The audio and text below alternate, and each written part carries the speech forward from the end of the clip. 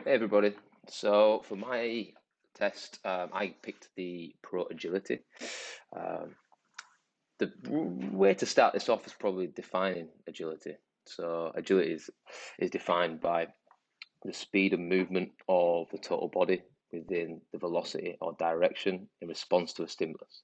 So essentially, it means it's a little bit of reaction time as well, but almost put in a mix between reaction and speed.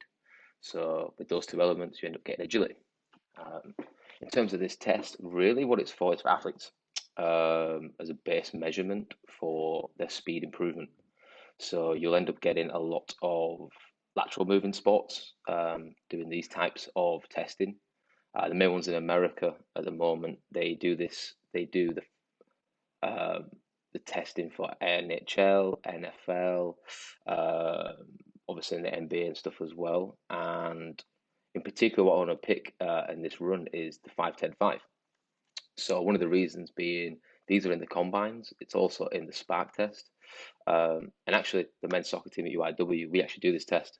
It's probably the only speed test we do, aside from maybe a 10-yard measurement to work on acceleration. But obviously, for our athletes with soccer, it's probably the sport in the world that has the most planes of movement. So measurement of that is very important. So when we come to setting this up, the easiest way to set it up, and the way you'll see in my video, is three cones. So there'll be three cones separated by 5 yards apart, giving a total of 10 yards from first cone to third cone. So in this test, it's really important that you actually start facing forward. So I know when the NFL do it, they actually have a 3 point stance before they start. Whereas when we do it for our sport, that's not a stance you'd ever be in. So for us, it's a static stance, square facing forward, and the start of the test is on the stopwatches. So the person who's tested it will essentially go 3, 2, 1, go. Then they begin to move. So the way they move, and what you see in the video, is they will run from the center 5 yards to hit a line.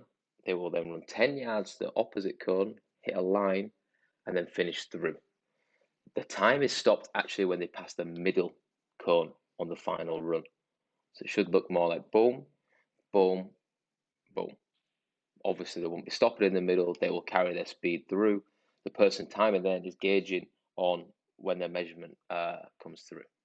If you are in a pro team, for example, doing this, often would have laser timers um, just to reduce that margin of error. In, say, like collegiate sports, don't often have access to that kind of stuff, so it is more of a coach and stopwatch kind of measurement. The way to combat this in terms of the effectiveness of the exercise would be a mean measurement. So what this means is you want to take three measurements, you add them all together, divide them by three, that will be your final score. So the final part of this test would be evaluating. So when it comes to athletes, in the textbook, what it talks about is really three sports for males and three sports for females. So for males, it was basketball, football, and baseball, and for females, it was volleyball, softball, and basketball. Basketball is a bit of an outliner in terms of what is graded as average, fast, and slow in comparison to other sports. So, what I've took is measurements, a base measurements from the all three in the textbook, and put that into um, essentially a fast, medium, slow measurement. So for males, we'd be looking at a 4.5 seconds would be average. If you're getting 4.4 and beyond, we would call that fast. And if you're getting sort of 4.6 and beyond, that's tinkering more towards the slow end. For the female counterpart, we'd be looking at a 5.1 average.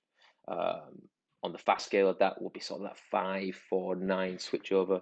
And opposite side of that, again, the 5.2 would edge towards the slower end.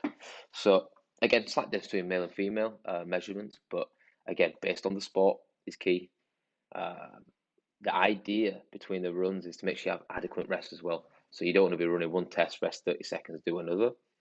You're not going to get the right results. So you're looking between really 3 minutes ish, max of five in between the runs, where you can get a real concrete level of the score. And again, This is a simple test that needs simple equipment, and it's a great way to, yeah, measure agility in a number of sports.